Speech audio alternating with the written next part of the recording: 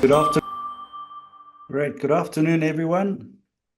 Welcome to our weekly webinar. The clock has struck noon here in our Cape Town studio, and we're excited to kick off yet another engaging and informative investment webinar. This is our weekly show.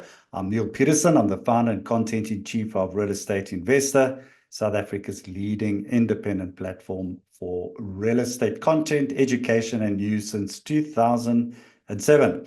And I'm really thrilled to be your host and moderator for today's masterclass. And we're delighted to have you join us for what promises always to be a valuable session. And at REI, we're dedicated to supporting you, the South African real estate investor, the real estate service industry, and the property business community through our digital platform, rei.co.za, our monthly digital magazine, Real Estate Investor, and our investment webinars, seminars, and live investor events. So before I introduce you to our specialist guest panelists and dive into today's area of discussion, which is spotting the red flags, navigating property and investment scams. So first, some housekeeping. So if you have registered for today's webinar, we'll send you a recording via email after the event. And for those who haven't registered yet, you can find the recording on the homepage on the rei.co.za website under events and the webinars section. And we encourage you all to engage actively and to ask questions throughout the webinar. Please submit your questions in the Q&A box located on the bottom right-hand side of your screen. The chat box is reserved for general comments. So without further ado, let's jump into our topic for today's webinar. It's spotting the red flags, navigating property and investment scams. So some of the key topics we're going to cover is identifying those red flags, just learning those critical warning signs, looking at some real-life case studies, and practical protection tips, how you can get actionable advice on safeguarding your investments and personal information. Also getting to understand housing scams, insight into the rise of housing scams in South Africa, how to stay vigilant, and also tips for online property listings and recognizing fraudulent activities. And we have seen a shift to digital platforms for property transactions, and it's more important than ever to be more informed and cautious. So we hope to share all these wonderful things with you today. So let's get started. Let me introduce you to our distinguished guest panelists today. First of all, I must apologize on behalf of Jackie Smith, head of Buyers Trust, the division of Uber. Fortunately, she withdrew within the last hour.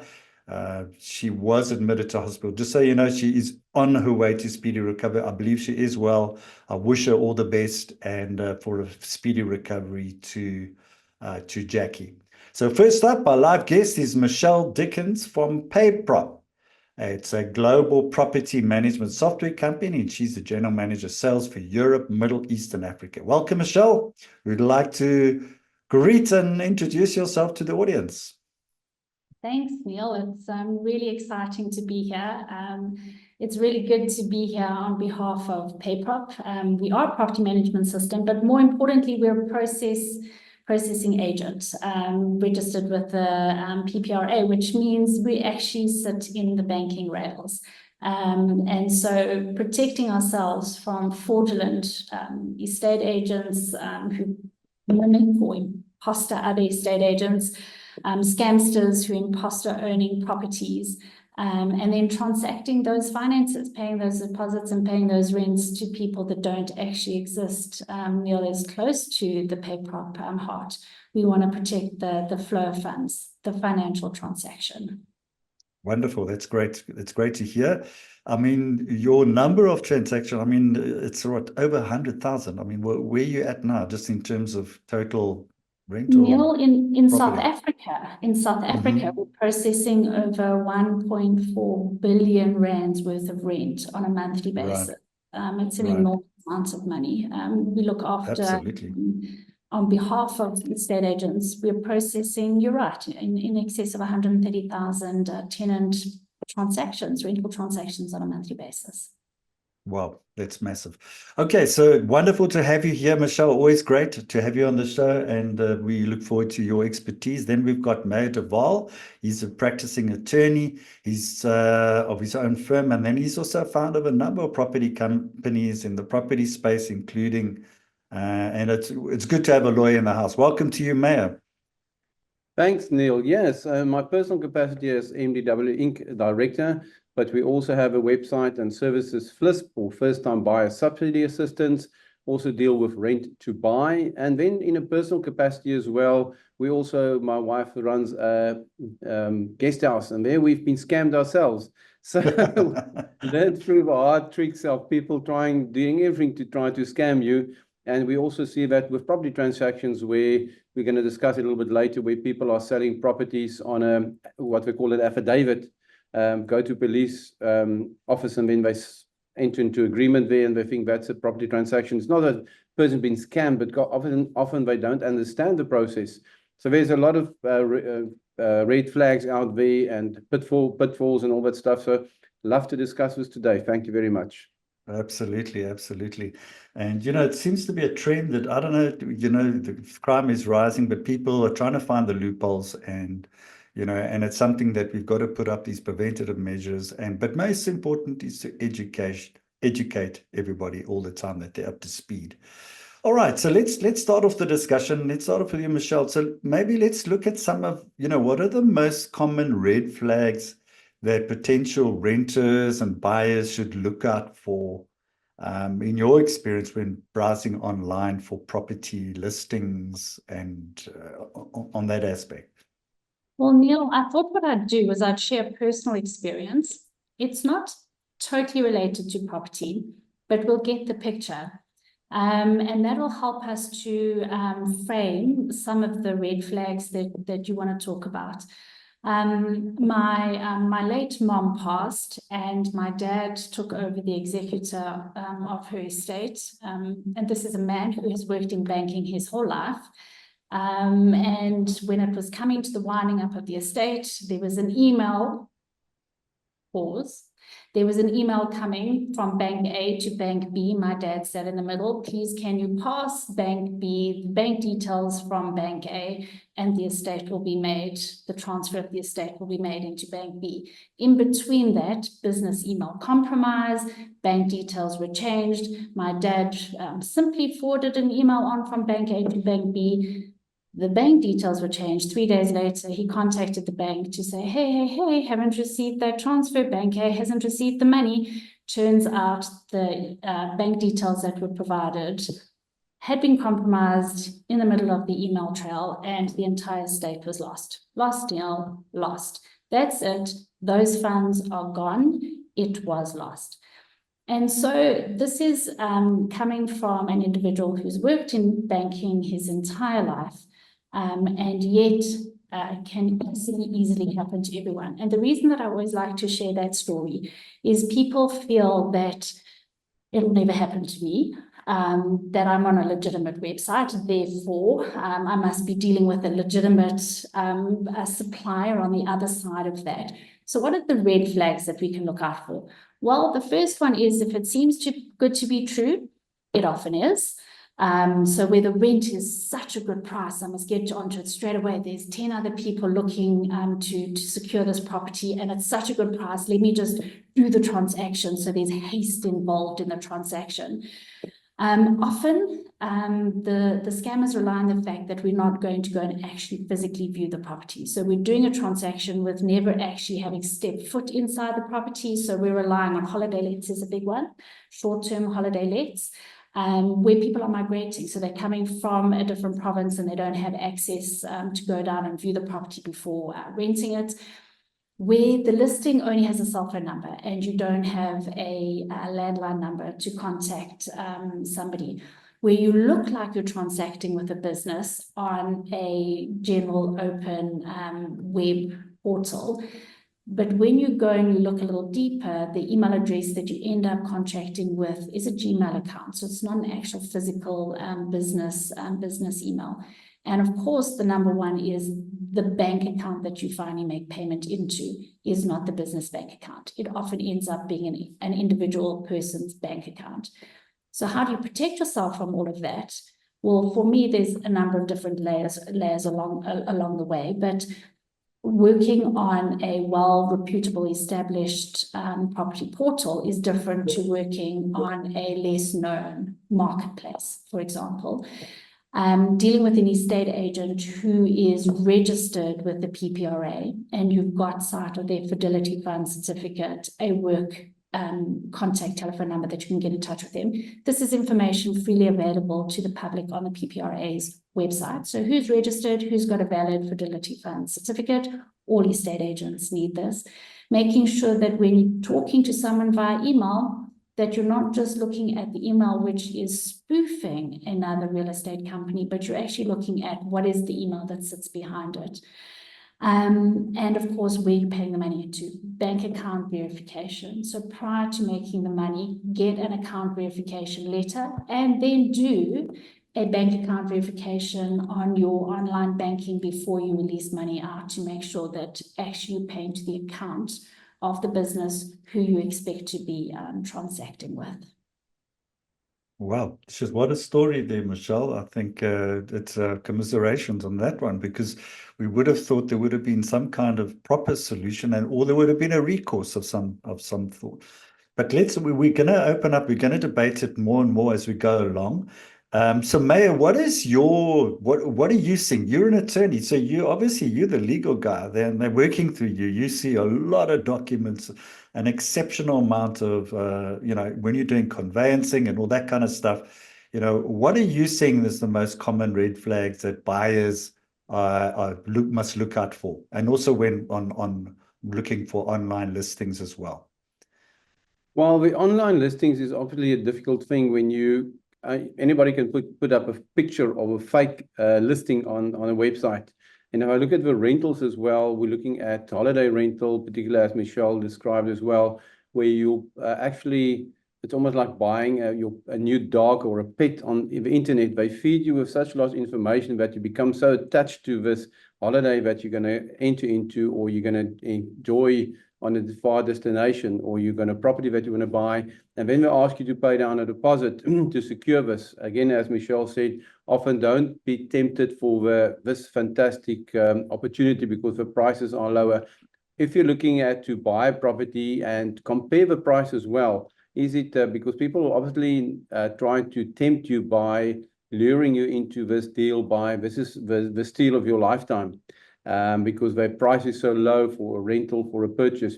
The nice thing is you can go and do a property comparison. If you go into any of Property 24's websites, you can actually go and compare street sales. You can get a buyer report from the Property 24 or any other listing that reflects the sales of recent transactions. And then also get a professional to assist you, either an estate agent, a property practitioner, or get an attorney to help you to do the research. Often people, you can actually go and track the owner of a property as well. So you can go into the deeds office search. The interesting thing is that deeds office records with respect to ownership is actually public. A lot of people say, no, I can't provide that to you because of POPI and all that stuff. But if you type in an Earth street address, or you have the Earth number, you can actually get the information on the owner. Now, sometimes they will put up a fake owner there, and you can start matching that this is not really the owner that is trying to sell the property. Again, with estate agents, is it a private listing, or is it a estate agent that listed, or a property practitioner that listed that? Go to the website of that particular estate agency and see if the property is also listed there. So there are so many cross checks that one can do, but the scamsters have become more and more efficient in scamming people, and they are so clever. If I look at what happened in some offices, one of my clients, he had to pay an attorney that did some legal work for him, and then the next thing is the emails were intercepted, and he received a change in bank details. Now, the bookkeeper of that client went and paid the litigation attorney the fees, but they never asked the question, why did you change your bank account details? It was kind of 80,000 Rand that was lost in there. My client was so cross with that, he actually tracked down the owner of that bank account. And that is unfortunately a person that sits somewhere in the township, and the scammers are so clever that they actually engage with this person on the long term, build up a trust, They pay him a little bit of money. Eventually, they get hold of his bank card. So by the time that the money is into his account, they have withdrawn the account. Michelle, maybe that happened in your case as well, because you always ask yourself, how can anybody pay money into a bank account when the banks are figuring left, right, and center? And you've got to the bank needs to know who is their customer, but they use a bank card and bank account of an unsuspecting person. And that's why it's so difficult to trace these scamsters behind the whole fraud. So do your checks. Don't just go for the first tempting opportunity there and think this is the deal of my life. There's a lot of due diligence. So we always recommend, if you're buying property, get an estate agent or get a property attorney behind you to act as your buyer's agent, because this person can do the due diligence and check out if a property is legit, if the owner listing is legit, and all these services, and go onto reputable platforms to buy your property, not any type of fly-by-night platform. Yeah, what's I think particularly concerning, I mean, what Michelle brought up, I mean, and even with we say go to an attorney, but we've seen even that not every attorney, and we're not talking about you here, Mayor, is trustworthy. And we've come across some of those, and it's almost that probably better the person you know that you've got a relationship with. And so maybe we can elaborate a little bit on that. I want to just go across to Michelle, and I want to ask you about elaborating a bit on how scammers typically operate in the realm of fake rental listings. Now, I know you're not directly involved there. You're the payment portal. You work via the estate agents and that kind of thing. But you're seeing stuff happen. You're seeing stuff go wrong, and particularly probably clients which are outside the ambit of PayProp. So what specific tactics do they use to gain victims' trust? And what are they doing in some of your experiences? So we've had clients of ours who have had their profile imposted. So photos that they've taken, listings that they've made, properties that they have on their books have been stolen and have been placed out there in other marketplaces where they don't operate, with telephone numbers that don't link back to their office. And the type of people that have then been scammed will then make contact with the real business once they realize they arrive at the property. Oh, Neil, you can arrive at a property, you know you've been scammed because there's 10 or 12 other people waiting to collect the keys for the same unit, and it's not really available. And there's 10 or 12 furniture trucks sitting outside with all these individual poor tenants who have all paid deposits and first month's rent into a property that is just quite simply not available for them to move into that day. So the process that she had to go through as being the legitimate real estate company who had her profile stolen was a matter of going to the police station, getting a case, getting involved with the banks to find the bank account details that had been used for these payments to be made into. Each of the tenants that were involved had to go and open a case.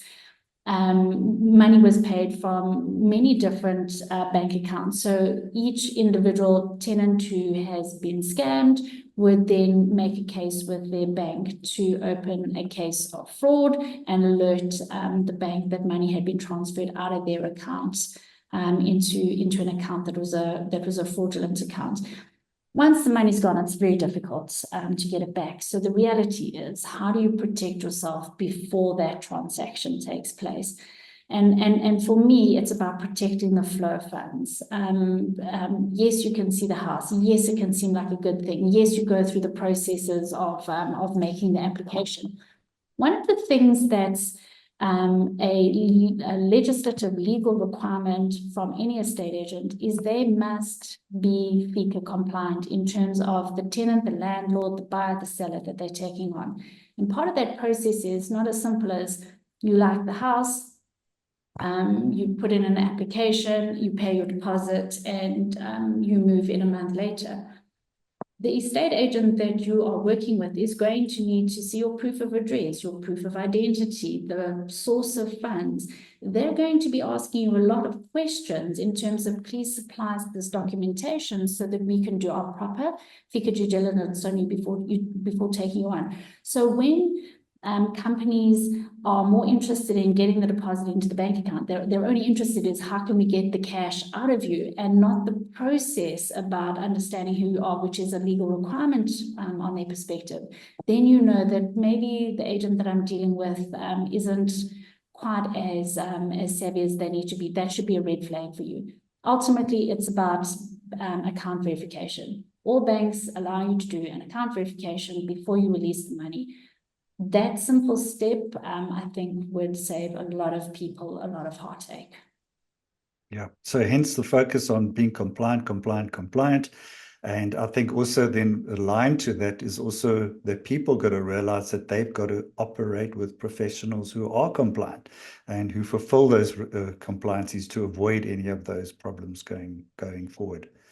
So Maya, let's talk a little bit about, you know, some of the scams and the real estate scams and that kind of thing. And now Jackie Smith, who was supposed to be here, she's with Buyers Trust, a division of Uber, where they actually take deposits and directly before the transaction. Doesn't go into the attorney's account, goes in their account. So you can maybe just comment a little bit on that. But because you as an attorney, generally, you never pay a deposit to a person. And I think that's a key thing. Some, you know, a lot of people get fallen for this trap. And I think, Michelle, in your side, a lot of people pay cash as a deposit for their rental, and you know, to avoid having, you know, 5 trucks standing outside who all paid a cash deposit thinking that they are the next renter in that property.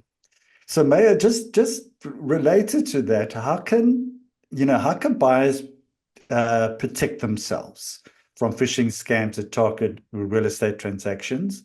I mean, you did elaborate a little bit, so let's take it sort of to next level. And what specific steps should they follow? And I know yesterday you attended an event, which I should have also attended, which was all about the legal wise of real estate, and you were talking about all the FICA as well. So maybe just tell us, how can buyers protect themselves from those Well, scams? number one is when sooner you're gonna part with your money at one stage. You're gonna pay over deposit, you're gonna pay over legal fees. So whenever there's a change in banking requirements, always question that and check it. What we've done in our own practice is to set up our bank accounts so that it is automated and recognized on the banking system. So we don't actually need to share our banking details. We just say, go to that particular bank, look at the drop-down menu of the bank, that you can actually make a payment directly into the bank account, and we don't need to give you our banking details. Number one, that's the best protection. Then if a person wants to do a payment from a bank that's not linked up with a recognized payment on the banking system, we always ask them to first make a 100 Rand deposit as a test into our bank account. And by the next day, we will verify with them that we received the funds, and then we can do that. We do the same when we do our payments as well. We do a double check to make sure that, notwithstanding the fact that we've got your written banking instructions, particularly if we receive an email from a person, we follow up with a different person in the office to validate that it's actually the person that paid, but also check if there's any written, handwritten notes or changes in the payment. So always double check, triple check. And this payment verification for us works actually quite well. Then we've seen a couple of situations where people went out, as I said, in respect of, and I don't think it's a scam, it's just that people don't understand how the conveyancing process works, where they actually sell a property and going to the police station, particularly in certain areas, let's say the township market or informal market, where a person has a title deed and maybe it's an RDP house or whatever they had, and then they sell that property for cash to the unsuspecting buyer. The buyer doesn't really know how the conveyancing process works. So you actually go to police station, hand over 20 or 50,000 Rand, sign an affidavit, get it stamped by the police officer to say, I have sold my property to Neil Peterson. Neil is very happy. He gets the keys of a property and he moves into a property. Then a year or 2 or 5 years later, the person wants to sell the property to another person, and all of a sudden they arrive at our office and say, I have now ready to buy, or I bought this property. and I am now keen to take ownership. And then we find only a piece of paper that always looks like it's been through the rain and maybe in a pocket for a very long time. And now you've got to try to track the old owner. And often that person is not, you can't find that person, and or they maybe have passed on. And now you've got to try to track that title deed and the ownership and all that stuff. So it's quite a situation that you can end up with a big problem in you paid for money, but the property, you don't actually own the property. In respect of UBA, the trust document, I think the trust system, I think it's a very good system. I had a couple of meetings with UBA in this regard. What they're doing there is to help a person actually to start building up a deposit. And obviously, they will also FICA and RICA you from left, right to center, so that they know by the time that you put the money into the trust account, that it starts to build up. So the day when you apply for a home loan, you can use that deposit that you use as an extra on top of your deposit of your home loan. And obviously, if you've dealt with that person, you've built up a little bit of a business or relationship with that person over a period of time. So I think the seller can also be more comfortable that this is a legit buyer because they've gone through a process, they signed up for a while, they've built up a relationship, and the documents have been checked also well from that side. We had a interesting meeting yesterday with the National Housing Finance Corporation because we deal a lot with government subsidies. We used to be called FLISP, now First Home Finance. And it's always a problem for the National Housing Finance Corporation to pay out the subsidy that it links up exactly with transfer, because they think, oh, I can pay you 2 weeks later or 3 weeks later. And now we're looking at a system where the money from the subsidy will be paid into the bond suspense account of the bank that will be linked to the home loan so that it can be paid out simultaneously on date of transfer. So there's a couple of movements and progression in respect of trying to eliminate direct payments or payments that you don't know where the money goes to. So at least there's something happening in that regard, but always make triple sure where you pay the money over to. Okay, excellent. So I understand just the NHBRC is apparently sitting on a pile of cash, and that needs to be released. But that's a separate discussion. There's not the NHBRC, the National Housing Finance Corporation, NHFC, sorry. Okay, all right. Yeah, okay, so just for clarity, thank you. Different conversation. That's for another day. We will not go through that right now. Coming back to you, Michelle, how can potential renters or buyers verify the legitimacy of property listings that appear to be from reputable sources? Now, I understand that on Facebook in particular, Marketplace is a very popular place for scammers. And we've just heard horror stories. I don't know what you've heard, but certainly I've had experiences, particularly with Marketplace and putting up rental properties and that kind of stuff. So maybe what is your experience with the agents, or what are you seeing firsthand from that perspective? So I think the most important thing is when you're looking at a property, you've got to get access to the property. May made a comment about buying puppies or dogs on the internet as well. I think that's the biggest scam out there.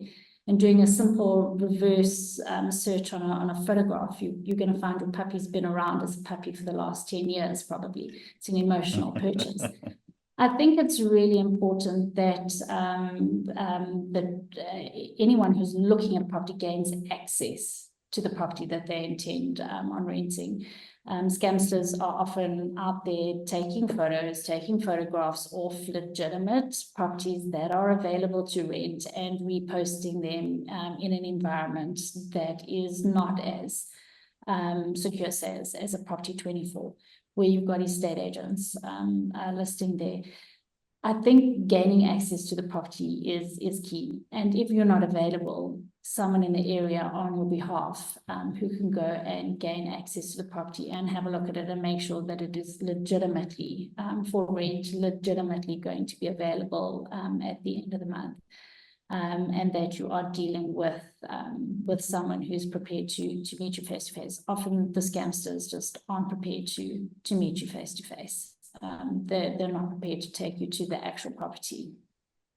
Yeah, they avoid, I think, any communication that's possible. I think they're just, it's probably a whole thing of avoidance, and everything is online with all threats and all that kind of stuff, sort of flying around.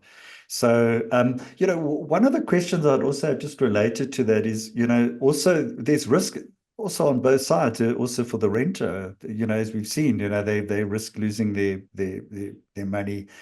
Isn't there a way that they could possibly verify ownership, which is another issue in itself? And I don't know if you've got any thoughts around that. It's just an idea that came up, because on the one side, they're requesting, FFCs from estate agents, which is a fair call, to say that you're verified and you're compliant and all that kind of stuff. But what about the other side? There also should be also some kind of verification or compliancy. Well, what are your thoughts around that? Is it practical? Does it make sense, or is it just really just a harebrained idea?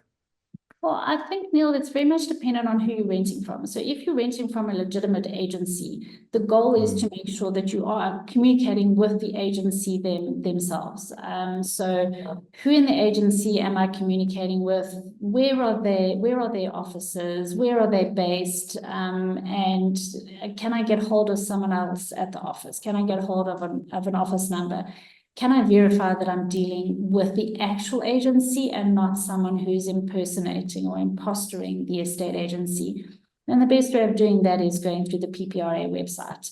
Is this agency listed? What are the actual contact details on the PPRA website? And can I get hold of them through those details to make sure that I'm dealing with the legitimate estate agency and not someone who's being imposted? When it comes to renting from a landlord direct, and I think this is where your question is, now I'm dealing with an individual as opposed to I'm dealing with an estate agent who's managing the process. That's where it becomes a little bit more difficult. And yes, you absolutely can access many different websites to confirm the identity. As Maya said, you can confirm the identity of who owns a property. And there are a number of different websites that you can do it on. You can do it through the deeds office directly, and find out who the real owner is. Am I, though, speaking to that person who's renting that individual property out, or who's just impostoring the landlord at the other end of the conversation? That's the real question. And therefore, I still come back to your bank account verifications. Where is the money landing? Into whose bank account is it landing? And have I confirmed that the person that I'm transacting with matches the name of the bank account to where the money is going to land? For me, this is still really, really important. Okay, good. I think it is a very important. I think Maya's suggestion was a good one. So, Nina, I know you did ask a question. How does one confirm bank details with the banks once you've received a bank letter? I don't know if you just want to elaborate on that one, but I think your idea of the 100 Rand deposit, Maya, to confirm is a good one. Do you want to maybe just respond to Nina? She asked, how does one confirm bank details with the banks once you've received the bank letter? Well, as I obviously from our side, we ask the client to pay in the test that it's not intercepted along the way. But it's so difficult nowadays with photoshopping and stuff that people can do on bank accounts and all that stuff. So again, as Michelle said, see that the account actually, that number matches the actual business owner, because you don't want to pay into ABC and then you have to pay into a foreign strange name. Same with email addresses, that quite often the Gmail address that doesn't match the business. Most businesses does have the end result of, let's say, mayor@mdwinc.co.za. That's my email address. So if it's a Gmail address, you really start questioning the originality of that particular owner. So it's, yeah, there's a lot of, but the best what we do find is, number one is when the account is automated, validated on the bank as one of a drop-down menus. So you can actually go and search under approved banking accounts for the particular bank, but it's not everybody that's on those systems. But it does help a lot if you don't have to share banking details, because that's where interception can happen. Okay, great. Okay, so let's just talk a little bit about identity theft scams. Neil? I'm going to, yes, please add to Neil, that, Michelle. Yeah, If I could add to that, of Cornelia, course. when you're on your banking profile and you're creating your beneficiary, the banks allow you to do an account verification at that point. So it's going to cost you a little bit of money to allow the bank to confirm that the details that you've got, this is the name and this is the account number, match in the back end to what the bank has as to who the bank account belongs to. And that's where you're going to do your account verification if you're paying into an EFT via to a beneficiary at the point of creating it. Excellent. Good advice. So let's talk about the identity theft scams. So Maya, I know you've been involved in some developments, and there tends to be a bit more, and I don't know whether you agree or disagree, in the informal housing sector, the sort of scamming tends to be more prevalent. You can correct me if I'm wrong, but certainly that seems to be the perception there. So what advice do you have for homeowners who may be targeted for identity theft scams regarding the property? Well, this morning I received a call from a gentleman in the township, and he says that he is the owner of a property and he was in arrears for a while, but then there was insurance that paid out when he lost his job, and he then still owed the bank 60,000 rand. He then paid the 60,000 rand, and just yesterday he received a call from a person to say, I'm the new owner of a property. So now he's got to go through the process to track what happened. Did somebody sell the property on auction that he wasn't notified? And also, so asking him, it's very easy for me to check out, send me a copy of your ID, and then I can start tracking back what happened there. If maybe the bank did sell it in auction and he was not notified about this situation. So that's the one where a person most likely legitimately may acquired the property on an auction or something like that, but the owner was never notified about that. So then obviously when people also often in situations move into a property and they just take over the property.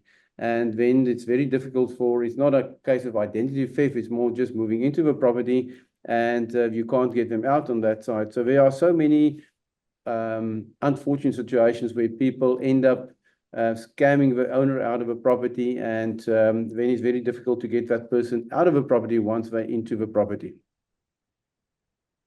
Okay. So yeah, so continue. So let's talk a little bit about technology, because I mean we've seen a rise in PropTech, and there's a number of brand new platforms that have come about. I mean, PayProp, you guys have been around a long time. I know, May, you've also got a platform as well, which you might also want to share and all that. And I think the key thing is about, if you're going to use any platform, whether it's a new or it's an old platform, we've got to make sure number one, it's got to be secure. And it's got to make sure that your funds, that you know that is going to the place where it is directed to at the end. I think that's critical. So let's just talk about technology, and it's to both you, Michelle, and also you, Maya. You know, what role does technology play in facilitating property scam? Because sometimes if we're looking at social media, it's to the negative, but if we're looking at secure platforms, it's different. So how can these advancements also help combat these scams? Michelle, can we start with you? So I think, Neil, one of the biggest challenges that tenants who are legitimately in a property may face is when they receive their rental invoice that they used to receiving, and all of a sudden they receive a change in bank details. Mayor alluded to this earlier. So we've been paying our rent every month, and this month we receive our invoice with the change of banking details. And most people who are tenants just simply take that on face value, change the banking details on the beneficiary, and simply pay out the rent as they normally would have, but into bank details where their details have been compromised and the email was compromised.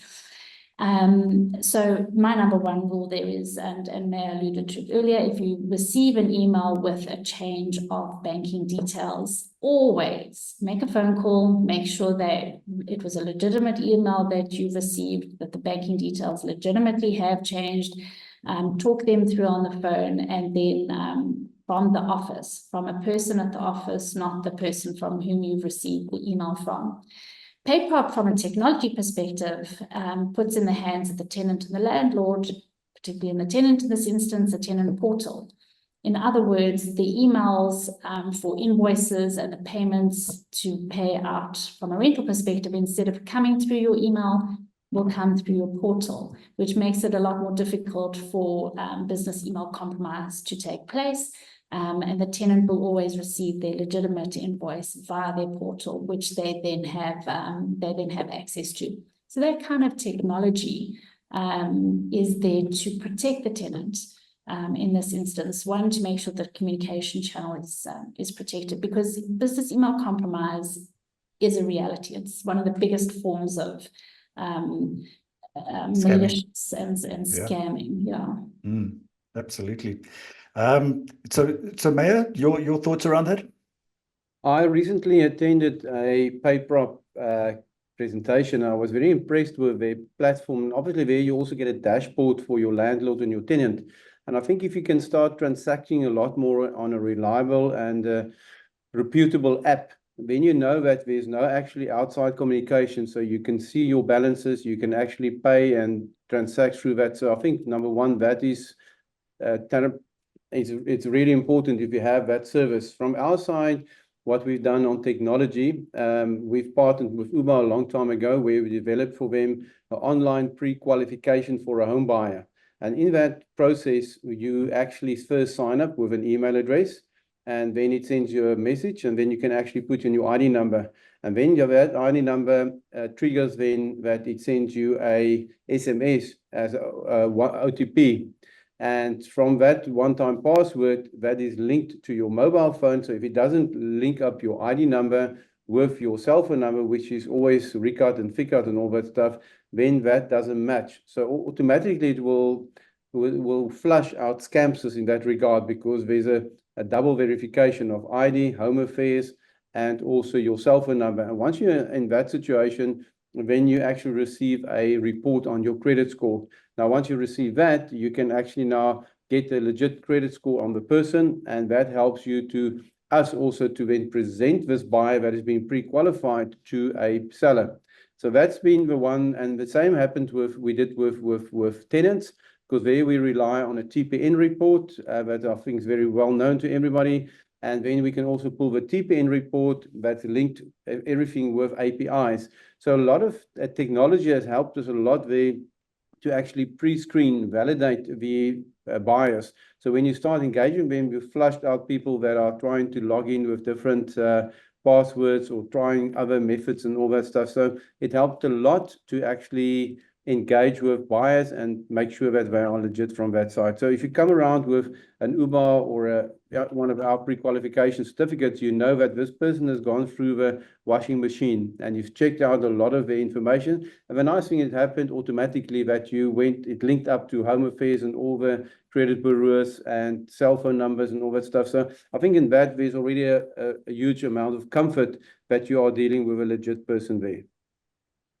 Yeah, we wait for the day when we can get blockchain, where we can go from A to Z all the way through and transact seamlessly. Is that still a pipe dream? It remains to be seen.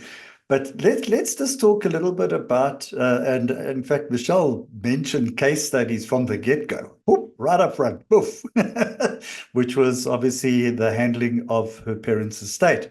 So let's talk a little bit about some real life examples, just to give people an idea. And I'll kick off it from my side. I mean, I invested in a property overseas, 2002, and I deposited 250,000 Rand, and it was in a first world country in Australia, and the money disappeared, never saw it again. It was my deposit down for an offshore property. And, some of my other cases have been putting down deposits to developments, which have disappeared, which is non-recourse, even though it wasn't specified as non-recourse.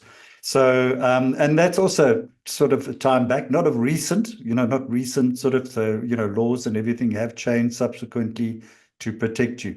So maybe, Michelle, I don't know if you've got anything to add. I don't know where it just gives people an idea of sort of the areas. I know you've spoken a lot about in the rental space, but just in general, sort of some notable case studies or real life examples where I'm going to tell you about a very close friend of mine. There's two big scams, guys. So I'm going to tell you about a very close friend of mine. She phoned me up. She said, Michelle, I'm getting a SMS from the bank telling me that I need to re-FICA myself. And I said, okay, I mean, that sounds legit. Banks do require you to FICA yourself. She said, okay, I'm gonna do it. So I said, cool. And I didn't think anything else of it. She put down the phone to me and off she went on her merry way. She clicked on a link, guys. The link took her through to a banking website that looked like the banking website and then asked her to enter things like her credit card number, her CCV number, the expiry date of the bank account number. About half an hour later, she phoned me back. She said, so this is what I did. I said, okay, stop the boat right now. All the information that you just entered on there, whereas banks do ask you to re-FICA yourself, they are not going to ask you for all the information that you just handed out. We got her on the phone and she had to cancel her card. And by the time she was on the phone to her bank's fraud department to cancel the card, which was legitimately only half an hour after she had done it, that bank account had already been accessed. So again, I think, Neil, a lot of common sense needs to be applied. And this was recently, this was less than a year ago. So a lot of common sense needs to be applied. What the scamsters are doing is they're intentionally using legitimate conversations that your bank or SARS at the moment. SARS is another one. You have a tax refund that's due. Click on this link and we'll help you receive your tax refund. People want you to engage in business because they've got something that they want to give you or sell you, but first off, make a deposit into our bank account before we can move on to the next step. When people are accessing or trying to access your personal information, so when it's an unsolicited request to access your personal information, be it your bank details, your work details, your personal private information, always be wary, cut the call, cut the link, and then go through an official channel, rather, even if it means going into your bank, into your branch. Great. Maya, have you been scammed? Absolutely. There we go. My wife has got a guest house and she gets bookings through all the big platforms and all that. And once she received a request for a woman that made a booking for her sister, she's coming from George, and they send her the proof of prepayment. My wife didn't check that the money is in the account because it was a PDF payment, and she was happy there for the night. So then they phone her about 11 o'clock that night. Sorry, their car broke down in Worcester, not in Worcester, just Somerset West, and they're going to be a little bit late. And we said, no, fine, we'll wait for them. And then the next thing is they have to pay the Uber driver because I had to take an Uber now, and here's 600 Rand. They're going to send that through to me, that's paid into my wife's account. And can we just reimburse the Uber driver as well? I said, no problem. Luckily, we had 600 Rand. But then again, they're a little bit late, so they only arrive at 5 o'clock in the middle of the night there. And I say to my wife, don't worry, I'll go and open up the doors. We take them through. Those days was just after COVID. They had masks on the face because you kind of find that. But go through the security cameras, and I go into their room. I book them in. Now they're very tired. I pay the 600 Rand to the taxi driver, which is most likely a friend. And then they disappear into the room. And I say, can I have your passports or IDs? Oh, sorry, we're so tired. It's right at the bottom of our suitcases now. Can we get it tomorrow? I said, fine. So the next morning they sleep late, and 2 days they sleep late. So they paid for 2 days. And what happened is that they came with empty suitcases. They stripped the entire room. They took everything that they could fit into suitcases. They stripped everything, even the railings from the doorknob and all that stuff. So then they left, and we didn't suspect until we realized the room is closed, and we walked into a completely stripped room. So this is like really how people go out to try it. And it's really strange that not more Airbnb stuff are ransacked like this, because quite often people leave a key for you at your, and you can just put a pin in the safety security box, and then you open up, and then you've got access to that place for a long time. So those are people out there seriously scamming people. So be very cautious of paying money over without checking and without validating the ID of a particular person that come around. So, just listening to you, May, I think one of the things you probably had, for a lawyer, you had a very soft approach. Normally, you got to, give me your documents, that's it. Sorry, if you don't have it, I'm sorry to say, jump back in the Uber and go back home wherever you came from. And typically, but, being South Africa, we're extremely polite. And we always, we have this willingness to help people, and we almost feel sorry for them. And then we don't realize that's exactly what they want from us. And that leads to a scam at the end of the day. It just is, I think, how we made up as South Africans. I don't know. What are your thoughts around that, Michelle? You think it's right? What? I think it's common. I mean, my first property that I owned as a buy-to-let property, I rented it out. And remember, I was in the property game. I was an estate agent. Prior to that, I had worked as a property manager. Nevertheless, my first property that I owned as buy-to-let, my own property, I won't give my age away because it was a very long time ago. And the person that I contracted with and the person who moved into the property were not one and the same person. And lo and behold, they didn't pay their rent after, oh guys, I didn't even take a deposit. So there was no deposit down. There was, because they charmed their way in, they came into the property without paying a single cent, and I had to go through an entire eviction process through the courts to a person whom I actually didn't know what their name was, because the person who we had done the contract with, really, I'm going back to the year 2000. The person who we'd done the contract with was not the person who entered the property. And this is common even up until today. This is where people pay for key money. So often landlords will find themselves in a very precarious position where they've contracted with an individual, but the person actually in the property responsible to pay the rent is not one and the same. Absolutely. Okay, so let's just talk about, we can't believe where the time's gone. We've got about 8 minutes to go. And I just want to say to people, what are some of the steps that people could take to, if they're dealing with a scammer, where do they turn? What do they do? And what are the solutions, if they suspect they're dealing with a scammer? And how can we pursue justice, because we feel the money's gone, and I mean, you just said right up front, Michelle, dealing with that, it's gone. There's no recourse. And I think that tends to be the email scams, where you got to check the URL of the email. That's very important, and we click on them so willingly, easily, quickly. And also something that comes up on a WhatsApp or on a SMS or whatever it may be. And those are the ones that tend to catch us very quickly. But maybe let's talk about, Maya. So if you can just touch on let's talk about what are the recourses. Let's probably wrap up in terms of what people can do when they're faced with this scenario. Prevention is always better than cure. So, what resources or organizations can individuals turn to if they feel that they've fallen victim to a property scam?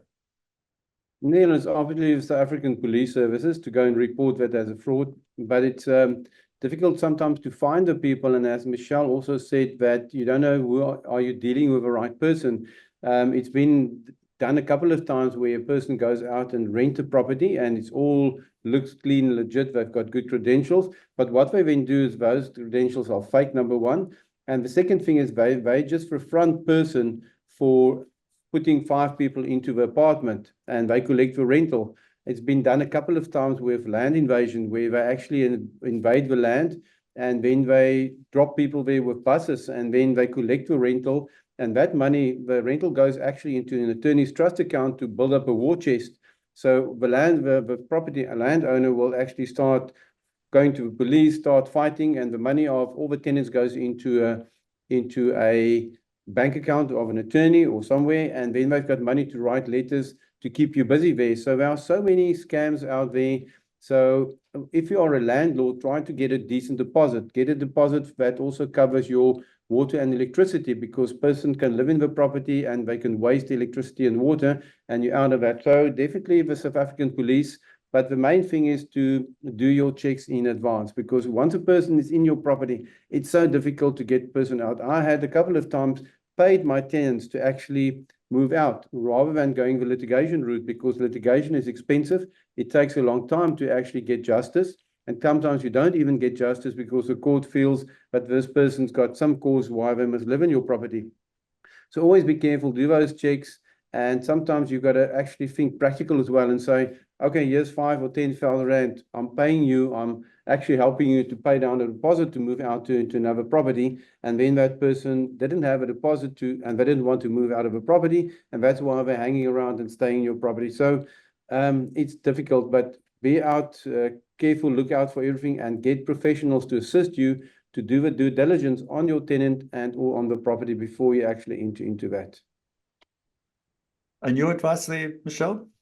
Yeah, the same. Always know who you're transacting with. Always try to make sure that you're dealing with the person that you feel that you should be dealing with. If money has been lost, if there's a financial loss, we must log it with the South African Police Services. We must get a case number. These things must be tracked. We must start to track them through the police, if for no other reason then it gets reported. The second thing is to report it to the bank. If you've made an EFT, report it to your bank. They have fraud risk departments. These need to be tracked. At least we can flag the bank account on the other end of that transaction. If you're an individual who has had your own identity stolen, the South African Fraud Prevention Services is your port of call. So you want to go and register yourself at the South African Fraud Prevention Services so that you can at least limit further damage from happening on your personal profile. Okay, wonderful. Okay, there's 2 brief questions I just want to handle just before we end. Then I'll ask each of you just to do a final wrap, your parting shots before we go. The one is quite relevant to property developments. Can anyone speak to the risks of buying off-plan developments? And I would think that what Anina's also asking is related to what I did bring up, where your deposit in many cases wasn't protected. And in some cases, the development actually didn't go ahead, and then we had to forfeit the deposit. Normally, that's a specification it's in a clause or whatever it may be. So, Maya, do you want to just handle that one? Because I know you probably do a lot with that. Neil, first go and look at your deed of sale. I've seen sale agreements where the buyer actually agrees to release the deposit to the developer, that they can offset this against certain costs. Now, that's the worst thing that you want to do, because if a transaction doesn't go through and then you are lost, then you've lost your deposit. So go and make sure that how the contract is stipulated. Also look at the timeline of a development. Often you get a development that actually is getting delayed, sometimes longer than a year. And then it's very difficult to get out of that deal. The estate agent wants to keep you responsible for the commission, and you want to cancel the deal. And often people let this drag too long. Rather give notice at an early stage to developer and say, this is now, the occupation was due on the 1st of November, it's now March already, and put them to terms. And then go through the process, because don't wait too long. Then the developer starts to drag the deal and they don't want to let you go out of the deal. So make sure that you pay it into reputable attorney's trust account, and also check your sale agreement. Make sure that you've got a legal person behind you to go through the documents, because these deeds of sale are often drawn with such a lot of fine catch phrases in there that you find that you can't get out of this agreement, notwithstanding that the developer didn't perform. Okay, good. I think that's great advice. And there's another question pertaining to that, which I think it sounds such a straightforward, simplistic question, but I think it's such a relevant one in terms of what you have just said, Maya. I know you just went off screen just for a moment. You're back. but it says there, how important, and it sounds really silly, how important is it to read a contract before deciding on the purchase of a house? Because a lot of people tend to don't read the contract. I mean, I would say I'm guilty of that. I've signed multiple, in my years, and I don't tend to go in the detail. And we rely on the attorney, obviously, that the attorney has, and we trust what the attorney has told us, that everything, we are protected and that kind of thing. So what are your thoughts around that, Mayor? Just repeat that first part of the line. Okay, so it's like, how important is it to read a contract before deciding on the purchase of a property? And the same would go for renting, Michelle. Sorry, carry on, man. Yeah, I know it's so critical to read through every paragraph, because I've seen transactions where a word can just make you responsible for certain expenses. For example, if you look at VAT is included or excluded into the deal, you can all of a sudden pay 15% more for the property if you didn't read the VAT clause properly. I also see that often estate agents make the mistake where they don't differentiate between occupation and vacant occupation. And if you don't check that out properly, you can actually buy a property and be legally responsible with a tenant in that property. And they say always the concept of huur gaat voor koop. Rent goes before your purchase. So you end up buying a property and you can't evict the tenant out of a property because they've got the lease agreement for the next 12 months. So it's critical to understand. And I often found estate agents, property practitioners guilty of just presenting a sale agreement, and they really don't explain that properly to the buyer. So critical, and read it or properly, or get a professional person to read it through you and help you to interpret that agreement. Wonderful. Great. Your comments, your final comments on there, Michelle. We're coming to the closer end. Just before you do, I just want to say there was a question from a gentleman. It was quite a comprehensive one. And what I'm going to suggest you do, you need to get legal advice. It's got to do with identity theft. It was on the platform. I will send it through to you, Mayor, and I'm going to actually suggest reach out to Mayor. It is a legal question. It is something that he can deal with directly. There is a solution. So all I want to tell you, and Mayor can handle that for you. So I'm going to pass you on. If you could give us your details, we'll send it through to Mayor, and I suggest take it up with him in a consultation. Right, Michelle, your final thoughts. I don't know if you want to add on to some of the other things we just discussed, and maybe give us your final wrap as well, just before we go. No, Neil, I think common sense prevails. If it sounds too good to be true, it's generally, there's a scam at the end of that. Okay, wonderful. That's short and sweet. Did you hear that, everybody? Great. Mayor, your final thoughts, your parting shots? Your sound, Mayor. I don't know if your sound. Sorry, I've muted myself. Yeah. My advice is to get a professional person to assist you. The money that you'll pay to a professional person will most likely outweigh, or the damage that you can incur and the losses that you can have will most likely be 15 times bigger than the little fee that you pay to a professional person. Awesome. So that's Mayor Devar. He's the founder of MDW Attorneys, and of course, Michelle Dickens, she's General Manager at PayProp. Thank you very much for joining us today. I think it's been wonderful to both to our panelists for your input. Before I close, I want to remind our audience of our webinar next Thursday. We're talking about unlocking economic growth in South Africa through property, how affordable housing transforms communities and fuels the economy. Once again, to register, there is a link that has been sent to you, and which is actually in the chat box, and you can link there. It's going up tomorrow on the website. We will let you know, and we know there's a lot of interest around there. And in fact, we probably will be asking Mayor. I know he's cycling next week somewhere, but he is definitely in the affordable housing space as well. And so certainly that's a very interesting topic. In fact, I'm going to the conference in Johannesburg next Wednesday. And in fact, I think Michelle is actually on one of the panels there as well. So come along if you are in Johannesburg to the International Housing Conference at Hart and Natal, and come along and see there. Michelle is definitely on one of those panels, and I know one of Mayor's colleagues will also be there. So to our audience, once again, we appreciate your active participation, your engagement. And if there's a particular topic that you'd like us to cover, just email us at info@rei.co.za